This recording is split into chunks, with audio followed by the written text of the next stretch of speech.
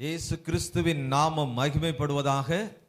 இந்த சந்தோஷமான புதிய கிறிஸ்மஸ் மாதத்திற்கு உங்களை வரவேற்கிறேன். ஹல்லேலூயா.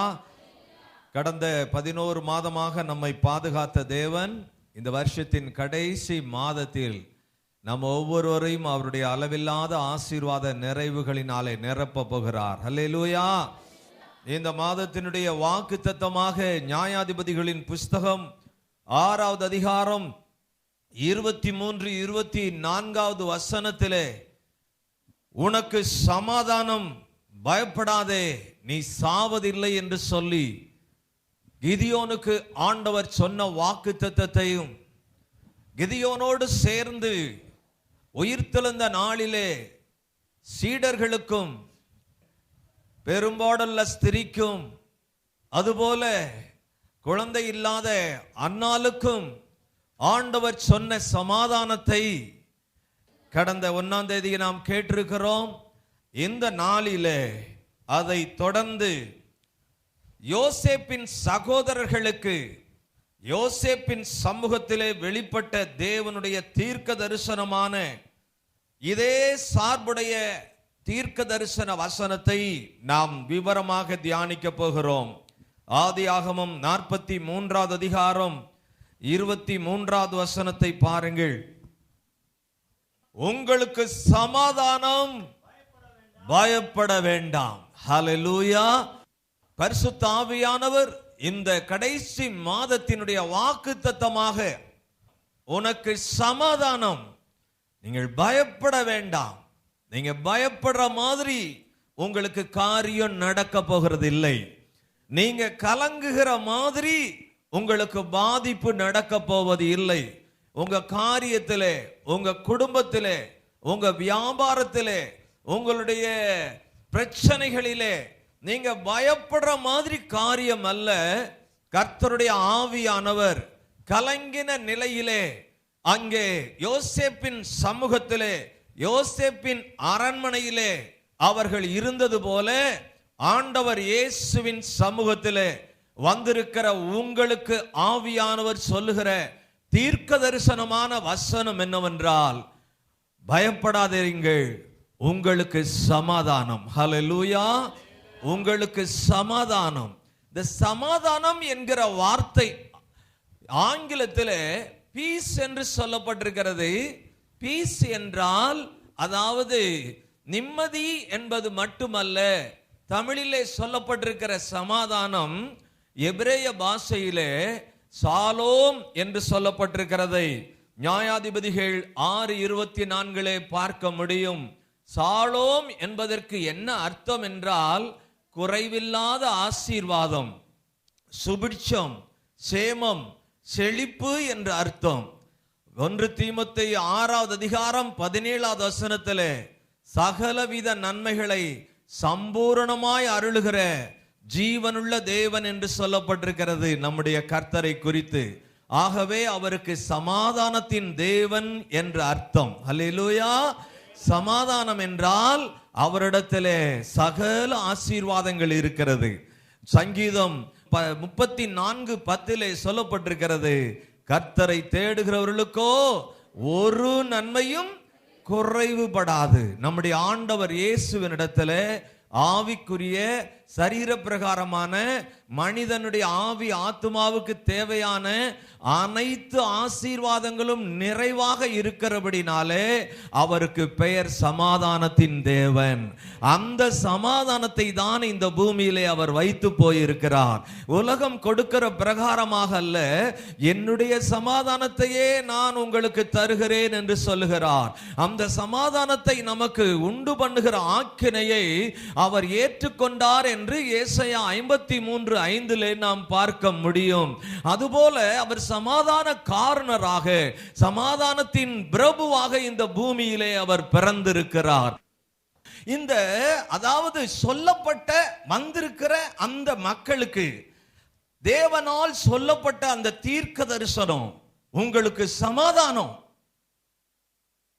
நீங்க பயப்படாதீங்க அப்படின்னு சொல்லப்பட்டதே, அவங்களுடைய நிலையை பார்க்கணும். அந்த சொல்லப்பட்ட இடத்தை கொஞ்சம் விவரிக்கணும். அந்த யோசேப்பை பற்றி கொஞ்சம் சொல்லணும். பழைய ஏற்பாட்டு காலத்திலே பரிசுத்தவான்கள், அநேக பரிசுத்தவான்களை இயேசுவுக்கு நிழலாக வாழ்ந்திருக்கிறார்கள், செயல்பட்டிருக்கிறார்கள். ஈசாக்கை ஒப்பிட முடியும், மோசையை ஒப்பிட முடியும், யோசேப்பை ஒப்பிட முடியும், தானியேலை ஒப்பிட முடியும், தாவீதை ஒப்பிட்டு இயேசுவுக்கு நிழலாக அநேக சம்பவங்கள், அநேக காரியங்கள் அங்கே நடந்திருக்கிறது. இயேசு இதே போல யோசேப்பை இயேசுவுக்கு ஒப்பிட்டு அல்லது நிழலாக, முன் அடையாளமாக அவங்க வாழ்ந்திருக்கிறார்கள். அதனுடைய இயேசுவினுடைய காரியத்தையும் யோசேப்பினுடைய காரியத்தையும் நம்ம பார்க்கணும். அதே போல வந்திருந்த அவருடைய சகோதரர்கள், யோசேப்பினுடைய சகோதரர்கள் எல்லாரையும் நாம யாருக்கு ஒப்பிடலாம்னா, இங்க வந்திருக்கிற மக்கள், வரப்போகிற மக்கள், உலகத்தில் இருக்கிற எல்லா மக்களையுமே யோசேப்பினுடைய சகோதரர்களுக்கு ஒப்பிட்டு பேச முடியும். இதை மைண்ட்ல வச்சு நாம செய்தியை கேட்கிறோம். வேகமாக குறித்து கொள்ளுங்கள். இந்த இயேசுவுக்கு நிழலாக யோசேப்பு எப்படி வாழ்ந்திருந்தான், அதை நான் வேகமாக முதலாவது குறிப்பிட்டு, இரண்டாவது வந்திருந்த சகோதரர்களுடைய நிலையை குறிப்பிட்டு, அவர்களுக்கு சொல்லப்பட்ட அந்த சமாதானம், அந்த சுபிட்சமான வாழ்வு என்னென்ன விளங்கினது, அவங்களுக்கு என்னென்ன கிடைத்தது, அது உங்களுக்கு எல்லாருக்கும் கிடைக்க போகுது. எத்தனை பேர் கவனமா கேட்க போறீங்க? அப்ப பாருங்க, 3 கோணங்களிலே ஒரே வசனம் தான், ஒரே செய்தி தான், 3 கோணங்களிலே பார்க்க போகிறோம். என்ன? இயேசு யோசேப்பை இயேசுவுக்கு ஒப்பிட்டு ஃபர்ஸ்ட் பார்க்க போறோம். ரெண்டாவது வந்திருந்த சகோதரர்களை, அவங்களுடைய நிலையை உங்களுக்கு ஒப்பிட்டு பேச போகிறோம். அடுத்தது வந்திருந்த சகோதரர்களுக்கு சொல்லப்பட்ட ஆசீர்வாதம், அது என்னன்னால இங்கே உருண்டாலும் குறிப்பிட்டு நேரம் இல்ல.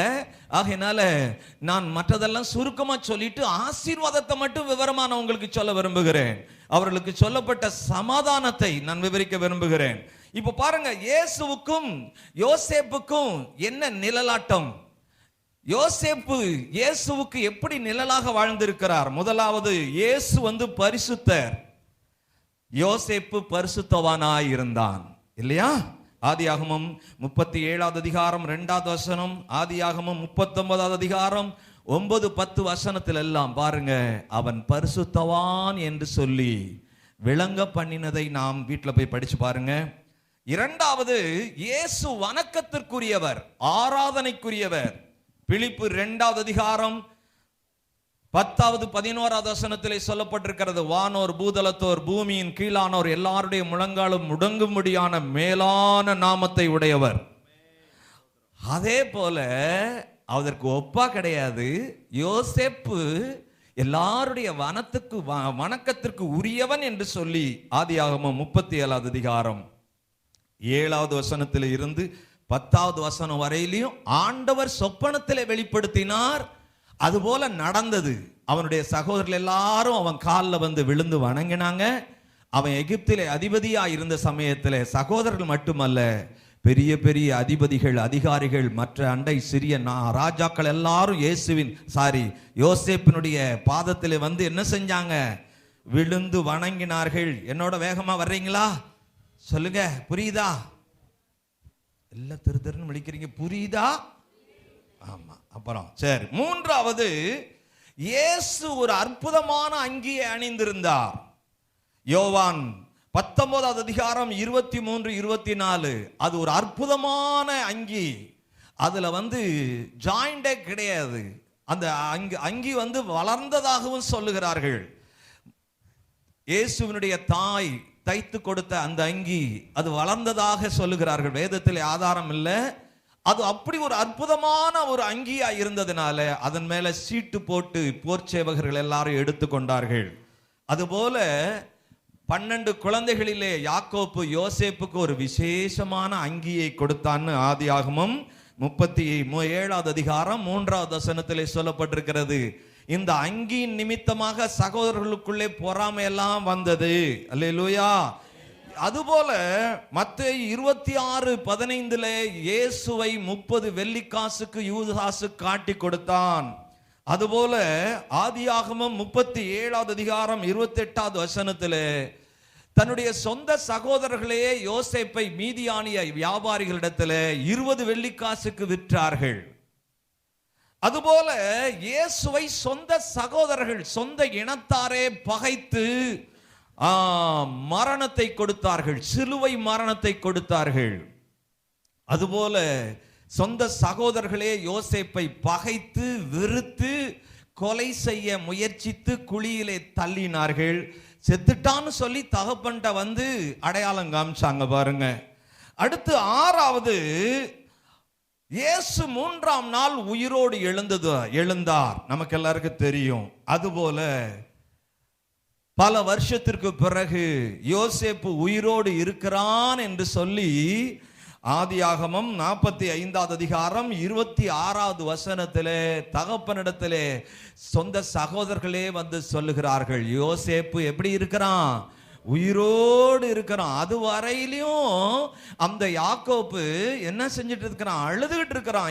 என்னுடைய அன்பு மகன் இறந்துட்டான், செத்துட்டான் செத்துட்டான் செத்துட்டான் செத்துட்டான்னு அழுதுகிட்டு இருந்தவனுக்கு இப்ப உயிரோட இருக்கிறாங்கிறது இயேசு உயிர்த்தெழுந்த சாயலை அது காட்டுகிறதாக இருக்கிறது. ஹல்லேலூயா. அடுத்து 7வதாக, இயேசு கிறிஸ்து இரட்சகராக இந்த பூமியிலே வெளிப்பட்டார். லூக்கா 2வது அதிகாரம் 11வது வசனத்துல இல்லையா? இதோ 11:10 பயப்படாதீர்கள், உங்கள் எல்லாருக்கும் சந்தோஷமான செய்தியை அறிவிக்கிறேன். இன்று கர்த்தராகிய கிறிஸ்து என்னும் இரட்சகர் தாவீதின் ஊரில் என்ன செஞ்சிருக்கிறார்? அதே போல ஆதியாகமம் 45வது அதிகாரம் 5வது வசனத்தில் இருந்து 7வது வசனம் வரையிலும் பார்த்தா தன்னுடைய சொந்த குடும்பத்தாரையும் எகிப்து தேசத்தாரையும் இன்னும் எகிப்திலே பக்கத்தில் இருந்த ஏராளமான அண்டை நாடுகளிலே இருந்த ஜனங்களை எல்லாம் பராமரிக்கிற பாதுகாக்கிற ஒரு இரட்சகனாக ஜீவ ரட்சனை செய்கிறவன் என்று சொல்லி இந்த வசனங்கள் சொல்லுகிறது. அல்லேலூயா. அதே போல இயேசு கிறிஸ்து ஜீவாதிபதி என்று அப்போஸ்தலர் 3வது அதிகாரம் 15வது வசனத்திலே உலகத்திலே இருக்கிற எல்லா ஜீவன்களுக்கும் அவர் அதிபதியாக இருக்கிறார், வானத்திற்கும் பூமிக்கும் சர்வ பூமிக்கும் அவர் ஆண்டவராக இருக்கிறார் என்று வேதம் சொல்லுகிறது. அதுபோல பாருங்கள், யோசேப்பு ஆதியாகமம் 45வது அதிகாரம் 8வது வசனத்தில் அவன் எகிப்து தேசம் முழுவதுக்கும் அதிபதியாக இருந்தான். வெறும் 7 வருஷத்திற்கு இல்லை, பஞ்சத்துக்காக நியமிக்கப்பட்டவன் தான். ஆனால் அவனுடைய ஆட்சி சிறப்பாய் இருந்ததினாலே அந்த பார்வோனும் அவனுடைய சந்ததியும் அவனையே அவன் சாகிற வரையிலையும் அவன் அதிபதியாகவே ஆளுகை செய்து கொண்டிருந்தான். ஹல்லேலூயா. அப்ப பாருங்க, இப்படி பல காரியங்களை நாம், அதாவது இயேசுவுக்கு முன் அடையாளமாக நிழலாட்டமாக யோசேப்பு வாழ்ந்திருக்கிறான். ஆகையினால இப்போ இயேசுவுக்கு இப்படி கூட நம்ம சொல்லலாம், பரம யோசேப்பு அப்படின்னு கூட சொல்லலாம். அவன் சரீர பிரகாரமான யோசேப்பு, யோசேப்பின் சாயலாக இயேசு வந்திருக்கிறார். ஹல்லேலூயா. அல்லது இயேசுவை வெளிப்படுத்துகிற முன் அடையாளமாக யோசேப்பு அங்கே வாழ்ந்திருக்கிறான் என்கிற நிலையிலே நாம் இதை எடுத்துக்கொள்ள முடியும். இப்ப கவனிங்க, இப்ப யோசேப்பினுடைய சகோதரர்கள் யோசேப்பு அப்படிங்கிறத விவரிக்கிற இந்த இடத்துல, இந்த யோசேப்புன்னு சொல்ற இடம் எல்லாம் இந்த சரித்திரத்தில் இது முன் அடையாளமாய் நடந்த சம்பவமாய் இருக்கிறதுனால நீங்க எல்லாரும் இயேசுவை தான் அங்கே தியானிக்க வேண்டும். அல்லேலூயா. சொல்லுங்க எல்லாரும், சொல்லுங்க சொல்லுங்க எல்லாரும் சொல்றீங்களா? எல்லாம் புரிஞ்சுக்குவீங்களா? இயேசு, அதாவது யோசேப்பின் சகோதரர்களை பற்றி தான் நம்ம இப்ப விவரிக்க போகிறோம். அவங்களுக்கு சொல்லப்பட்ட சமாதானத்தை தான் நம்ம விவரிக்க போகிறோம். அப்ப யோசேப்பு பேசுற இடத்துலெல்லாம், யோசேப்புன்னு சொல்ற இடத்துலெல்லாம் நீங்க தியானிக்க வேண்டியது யோசேப்பை அல்ல, பரம யோசேப்பாகிய இயேசுவை தியானிக்கணும். அல்லேலூயா. அன்றைக்கு அந்த யோசேப்பு இருந்த ஆட்சி செய்த அந்த அரண்மனைக்கு சகோதரர்கள் எல்லாரும் வந்தது போல நீங்கள் எல்லாரும் வந்திருக்கிறீர்கள். எங்க வந்திருக்கிறீங்க? ஆளுகை செய்கிற ஆண்டவர் இயேசுவின் சமூகத்திலே வந்திருக்கிறீர்கள். அதிபதியாகிய ஜீவாதிபதியாகிய இயேசுவின் சமூகத்திலே வந்திருக்கிறீர்கள். ஜீவ ரட்சனை செய்கிற இயேசுவின் சமூகத்திலே வந்திருக்கிறீர்கள். இரட்சகரான ஆண்டவர் இயேசுவின் சமூகத்திலே நீங்க வந்திருக்கிறீங்க. அல்லேலூயா. இந்த வந்திருக்கிறவங்களுக்குள்ள ஒரு கலகலப்பு இல்லாம இருக்கிறதுக்கு காரணம் என்ன தெரியுமா? அந்த சகோதரர்கள் வந்தான் பாருங்க. யாரு? யோசேப்பின் சகோதரன். ஒருத்தன் கூட சரியில்லாதவன். நம்ம ஆண்டவரும் அப்படித்தான் சொல்றார், பூமியில ஒரு ஆள் கூட சரி கிடையாது, நீதிமான் ஒருவனும் அதனால தான் எங்கேயாவது சர்ச்சில் வந்தா கூட ஃப்ரீயா உட்கார மாட்டாங்க, ஒரு பதுங்கு குழியை தேடுறார்கள், மறைஞ்சிக்கிறாங்க பாருங்க, எதுக்குன்னு தெரியலையே. சொல்லுங்க. வந்திருந்த சகோதரர்களை பற்றி ஒரு சில காரியம் உங்களுக்கு சொல்லுகிறேன். வந்தவர்கள் அனைவரும் குற்றம் புரிந்தவர்கள் இல்லையா? யோசேப்புக்கு எதிரான காரியங்களை செய்தவர்கள் ஒரு ஆள் கூட நல்லவன் கிடையாது. எல்லாரும் வந்திருக்கிறாங்க. எதுக்காக வந்திருக்கிறாங்கன்னா, பஞ்ச பாதிப்பிலே இருந்து தங்களை பாதுகாத்து கொள்ள யோசேப்பினிடத்திலே ஜீவனை தருகிறதான ஆகாரம் உண்டு என்று சொல்லி தேடி வந்திருக்கிறார்கள். சொல்லுங்க எல்லாரும். ஆமா சொல்லுங்க எல்லாரும். அல்லேலூயா சொல்லுங்க. ஆமா, மனுஷன் அப்பத்தினால் மாத்திரம் அல்ல, தேவனுடைய வாயிலிருந்து புறப்படுகிற ஒவ்வொரு வார்த்தையினாலும் பிழைப்பான்னு சொல்லி உலகத்தில் இல்லாத சமாதானத்தை ஆண்டவர் இயேசுவினிடத்திலே இருக்கிறது என்றதை நாம் அறிந்தவர்களாக இங்கே வந்திருக்கிறோம். கேள்விப்பட்டதினாலே வந்திருக்கிறோம். அல்லேலூயா. எகிப்து தேசத்திலே தானியம் உண்டு என்று சொல்லி யாக்கோப்பு கேள்விப்பட்டு தன்னுடைய வாலிப பிள்ளைகளை எல்லாம் அங்க அனுப்புறான். நம்ம சந்ததியெல்லாம் அழிந்து போகாம பஞ்சத்திலே நம்முடைய குடும்பத்தை எல்லாம் காப்பாற்றுவதற்கு நீங்க எங்க போங்க? எகிப்துக்கு போங்க. எகிப்திலே அங்கே தன்னுடைய அன்பு மகன்தான் ஆளுகை செய்கிறான் என்பதை யாக்கோப்பும் அறியவில்லை, அவனுடைய பிள்ளைகள் யாருமே அறியவில்லை. பிழைப்பதற்காக வந்திருக்கிறோம். அவங்க வந்த மாதிரி நீங்களும் நானும் பிழைக்கிறதுக்காகத்தான் வந்திருக்கிறோம். சொல்லுங்க. அதெல்லாம் சொல்லுங்க பார்க்கலாம். பூமியின் எல்லை எங்கும் உள்ளவர்களே, நீங்கள் எல்லாரும் என்னை நோக்கி பாருங்கள், அப்பொழுது நீங்க என்ன செய்யப்படுவீர்கள்? ஆமா, பிழைப்பீர்கள், ரட்சிக்கப்படுவீர்கள். ஹல்லேலூயா. போன மாதத்திற்கு முந்தின மாதம் முழுவதும் நம்ம கேட்டோம் இல்லையா? பிழைத்து பெருகும்படி தேவன் நம்மை கூட்டி சேர்த்திருக்கிறார். சொல்லுங்க. என்னது? கிறிஸ்துவுக்குள்ளே நமக்கு என்ன இருக்கிறது?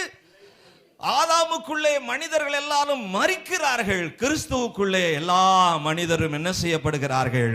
உயிர்ப்பிக்கப்படுகிறார்கள், உயிர் பெறுகிறார்கள், பிழைக்கிறார்கள். சொல்லுங்க எல்லாரும். அல்லேலூயா சொல்லுங்க. ஆமா, ஒரு ஆளும் நல்லவங்க கிடையாது. சொல்லுங்க. ஒருத்தரும். எல்லாரும் நீங்க ஒத்துக்கிறீங்களா? ஆமா, நீங்க நல்லவங்க கிடையாது. ஆனா உங்களை நல்லவங்களா மாற்றுகிற ஆண்டவர் சமூகத்தில் வந்திருக்கிறோம். நாம ஒரு ஆளும் நீதிமான் கிடையாது. அவருடைய கிருபையினாலே, இரத்தத்தினாலே, வசனத்தினாலே நாம நீதிமான்கள் ஆக்கப்படுகிறோம். அது ரொம்ப முக்கியம். அதனால நிமிர்ந்து உட்காருங்க. நீங்க உங்க நீதினால அல்ல, நம்முடைய நீதியெல்லாம் அழுக்கான கந்தை. அவருடைய நீதியினாலே நாம் எல்லாரும் நீதிமான்களாய் நிமிர்ந்து நிற்கிறோம். பாருங்க, ஸ்பைனல் கார்டெல்லாம் பெண்ட் ஆகி போயிடும். அப்புறம் நிறைய பேர் இப்படியே ஆயிடுறாங்க பார்த்தீங்களா? நான் தான் சொல்றேன், நிமிர்ந்து உட்காருங்க. வாசல்களே உங்கள் தலைகளை என்ன செய்யுங்க?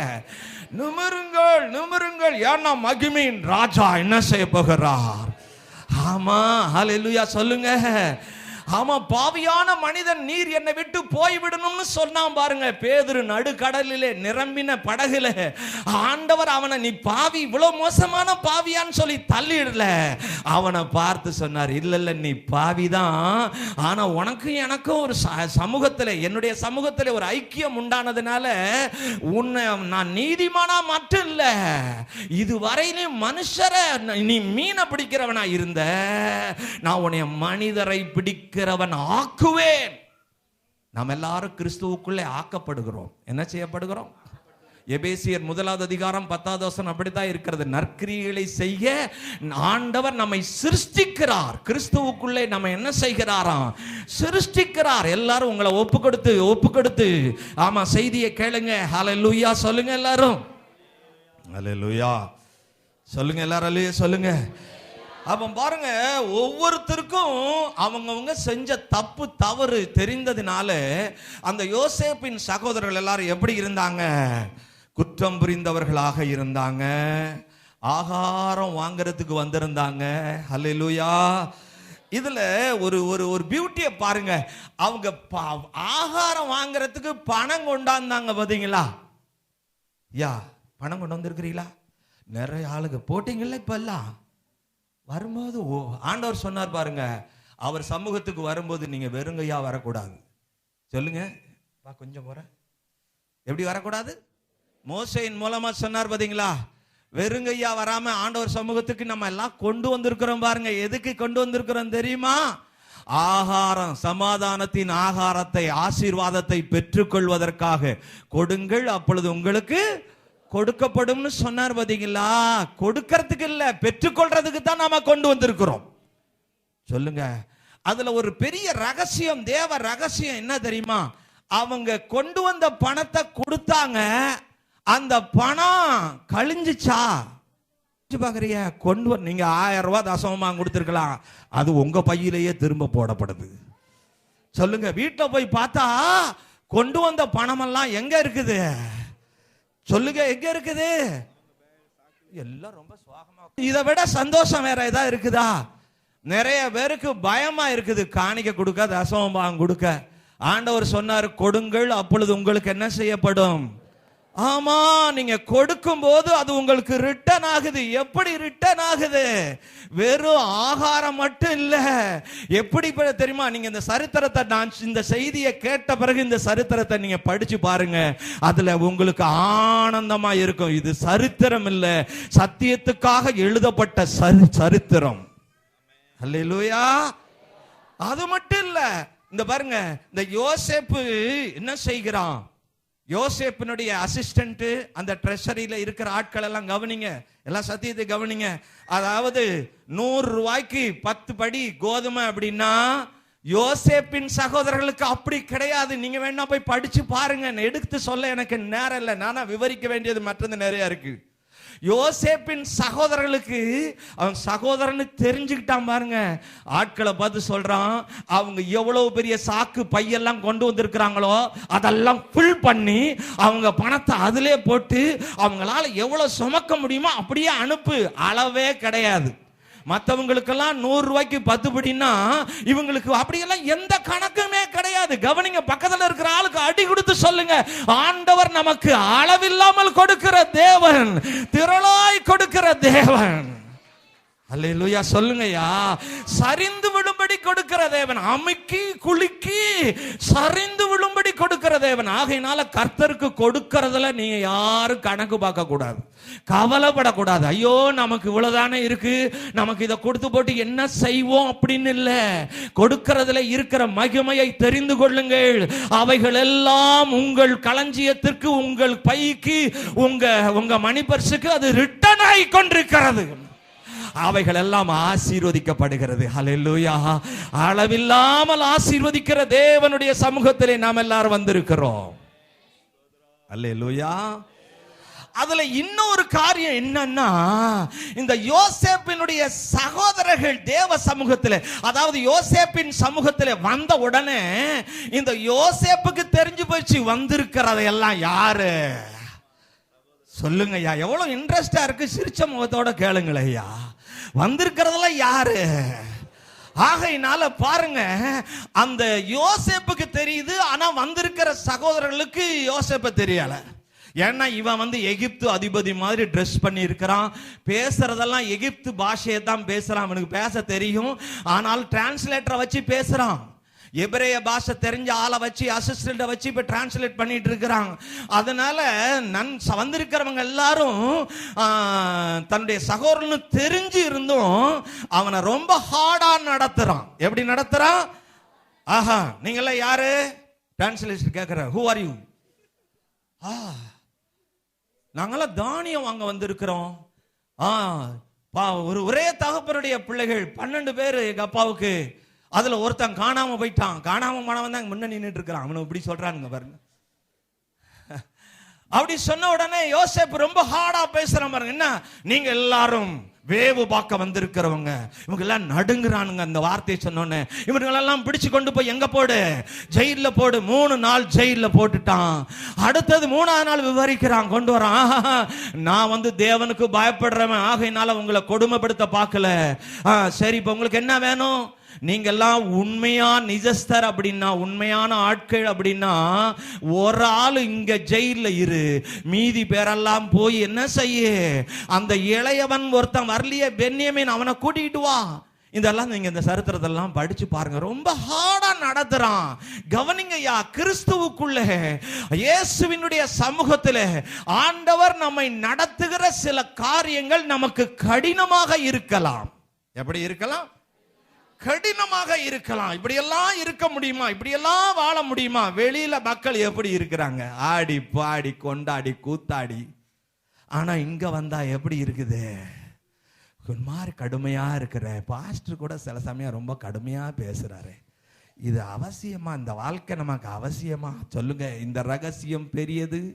நான் கிறிஸ்துவை பற்றியும் சபையை பற்றியும் சொல்லுகிறேன். சொல்லுங்க.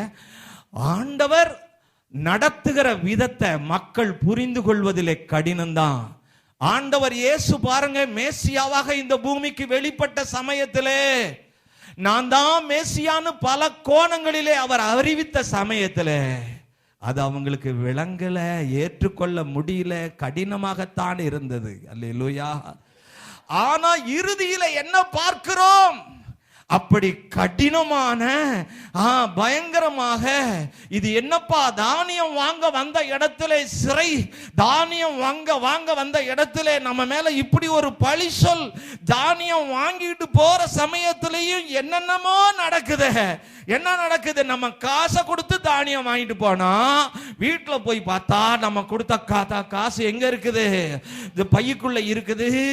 வீட்டில் தகப்பன்ட்ட போய் சொன்னா அவரு முறைன்னு என்ன பண்றாரு? அழுகுறாரு. ஐயோ, ஒருத்தன் யோசேப்பு போயிட்டான், அடுத்தது சிமியோனும் போயிட்டான், என்னுடைய அன்புக்கு அதிகமா இருக்கிற இந்த பென்யமீனையும் கொண்டு போக போக்குறீங்களா அப்படின்னு சொல்லி அவன் ரொம்ப வேதனையில. வந்ததெல்லாம் சந்தோஷம்தான், வரவெல்லாம் சந்தோஷம்தான். பணம் ரிட்டர்ன் ஆயிடுச்சு, தானியம் ரிட்டர்ன் ஆயிடுச்சு. ஆனாலும் உள்ளத்துல அவங்களுக்குள்ளாருக்கு இன்னும் அடுத்தது என்ன நடக்க போகுதோ. இங்க தானியம் வாங்க வர்றதுக்கே அவனுக்கு பயப்படுறான். பாருங்க, நிறைய ஆளுகளுக்கு சபைக்கு வர்றதுக்கே பயப்படும். சில ஆளுங்க ரொம்ப வெளியில போய் உட்காந்துக்கிறாங்க. எதுக்குன்னு எனக்கு தெரியல. உள்ள வந்தா ரொம்ப அதிர்ச்சியா இருக்கும் போல இருக்கு. அல்லேலூயா. துரை எப்படியோ தப்பி உள்ள வந்துட்டார். கர்த்தருக்கு ஸ்தோத்திரம். சொல்லுங்க ஹல்லேலூயா. தானியம் வாங்குறதுக்கே பயப்படுறாங்க. தானியம் எல்லாம் இப்ப தீந்துருச்சு. இப்ப யாக்கோப்பு சொல்றான், ஏப்பா தானியம் வாங்க போலியா? அவன் தான் சொன்னானே, சின்னவனை கூட்டிட்டு வரலன்னா என் முகத்துல நீ முழிக்க முடியாதுன்னு சொன்னானே. நீர் மட்டும் அனுப்பியிருந்தா இதோட 2 தடவை போய் வாங்கிட்டு வந்திருப்போம். அல்லேலூயா. சொல்லுங்க. ஆண்டவருடைய நடத்துதல் நிறைய பேருக்கு நிறைய சமயம் விளங்காது. கவனிங்க, உங்க வாழ்க்கையிலே நடக்கிற கிறிஸ்துவுக்குள்ளே உங்க ஆண்டவர் உங்களை நடத்துகிற நடத்துதலிலே உங்களுக்கு ஏதாவது பாதிப்போ குறைவோ கஷ்டமோ வந்துச்சுன்னா கவலைப்படாதீங்க. சகலமும் நன்மைக்கு ஏதுவாக நடக்கிறது. இப்போ யோசேப்புக்கும் சகோதரர்களுக்கும் இப்ப நல்ல ஒரு உறவு, ஒரு ஐக்கியம் உருவாயிருச்சு. யோசேப்பு தான் இப்ப நடத்திட்டு இருக்கிறான். நடத்துதல் இப்ப எப்படி இருக்கிறது? கடினமா இருக்கிறது. எப்படியோ மறுபடியும் செத்துருவோம் அப்படின்னு சொல்லி ஆகாரம் தீர்ந்த சமயத்துல அவங்க எல்லாரும் மறுபடியும் பயத்தோட வர்றாங்க. தகப்பன் என்ன பண்றான் தெரியுமா? எகிப்தின் அதிபதிக்கு உச்சிதங்களை கொடுத்து விடுறான். ஹல்லேலூயா. அத வச்சுக்கிட்டு ஏற்கனவே பையில இருந்த பணத்தை எல்லாம் வச்சுக்கிட்டு 2வது மறுபடியும் தானியம் வாங்கறதுக்கு அது ஒரு மூட்டை வச்சுக்கிட்டு இப்படி வகை வகையா மூட்டையை வச்சுக்கிட்டு இப்படி வந்து நின்றுட்டு இருக்கிறா. அப்பதான் சொல்லப்பட்ட வார்த்தை, உங்களுக்கு சமாதானம், பயப்படாதிருங்க. ஆமா, நடத்துதல் ரொம்ப கடினமா இருக்குது, கஷ்டமா இருக்குது, விளங்காம இருக்குது, புரியாம இருக்கு. ஏன் என் குடும்பத்துல இப்படி இந்த வருஷத்துல நடந்தது? ஏன் இப்படி நடந்தது? இப்படியா கஷ்டம் வந்தது? இப்படியா நஷ்டம் வந்தது? இப்படியா தொல்லை வந்தது? இப்படியா சிக்கல் வந்தது? கேள்விக்கு பதில் இல்லை. உங்களுக்கு சொல்லப்படுகிற ஒரே ஒரு தீர்க்க தரிசன வார்த்தை உங்களுக்கு சமாதானம். நீங்க பயப்படாதீர்கள். நீங்க பயப்படுகிறபடி காரியம் நடக்க போவது இல்லை. நீங்க பரம யோசேப்பின் சமூகத்தில் வந்திருக்கிறீர்கள். அந்த பரம யோசேப்பு உங்களை அற்புதமாய் வழி நடத்த போகிறார். அவர்தான் சொல்றார், உங்களுக்கு சமாதானம், பயப்படாதீங்க. ஆமா, நடத்துதல் உங்களுக்கு விளங்கல. ஆமா, நடத்துதல் விளங்கல. என்ன? யோசேப்பினிடத்துல வந்து தானியம் கிடைக்குது, பணமும் ரிட்டர்ன் ஆகுது. ஆனா நமக்கு ஏதோ ரொம்ப கஷ்டமா இருக்கிற மாதிரி இருக்குது. இந்த மாட்டை கொண்டு போய் வண்டியில கட்டுனா இழுக்கிறதுக்கு முத அப்படிதான் இருக்கும். அது பழகிருச்சுன்னு வைங்கள. அந்த வண்டி மாட்டுக்காரனெல்லாம் பார்த்துருக்கிறீங்களா? அவன் வண்டியை அப்படி தூக்குனா அது ஸ்டைலாக இப்படி தலையை கீறி அது அப்படியே வாங்கிட்டு அது அழகாக நடக்கும். அதுதான் ஐயா கிறிஸ்தவ வாழ்க்கை. என்னிடத்தில் வந்து என் நுகத்தை ஏற்றுக்கொண்டு கற்றுக்கொள்ளுங்கள், அப்பொழுது உங்கள் ஆத்துமாவுக்கு என்ன கிடைக்கும்? இளைப்பாறுதல் கிடைக்கும். சரி, இப்போ நான் வேகமாக, நேரம் இல்லாதது